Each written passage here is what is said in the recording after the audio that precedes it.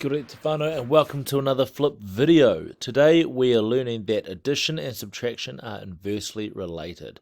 That means they're pretty much the opposite of each other. And that means addition can be used to solve subtraction problems. Let's get into it. Alright, addition and subtraction are inversely related because they are opposites that cancel each other out.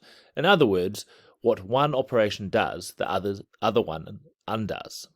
For example, let's say you start with a number like 5. If you subtract 2 from 5, you get 3. Subtraction took away 2, so the new number is 3. But if you want to find out what the original number was, you can use addition to undo the subtraction. You can add 2 to 3 and you'll get 5. In this way, subtraction and addition are inversely related because they are opposites that balance each other out. Subtraction takes away and addition brings back. So they are always working together to make sure that you always know the correct number. Alright, let's get into some examples. So let's say you start with a problem like this. 15 take away 6. Flip it. Use addition to solve it. So go, what plus 6 equals 15? And use a little bit of brain power. You can work out 9 plus 6 equals 15. So 15 take away 6 would equal 9.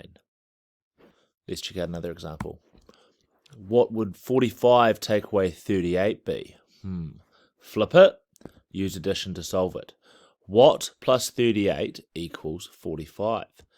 Well, if you put 2 onto the 38, you get 40, and then another 5 to get 45. So in total, you've put 7 onto 38 to get 45. So 45 take away 38 would equal 7. Alright guys, I hope this little flip video has helped you.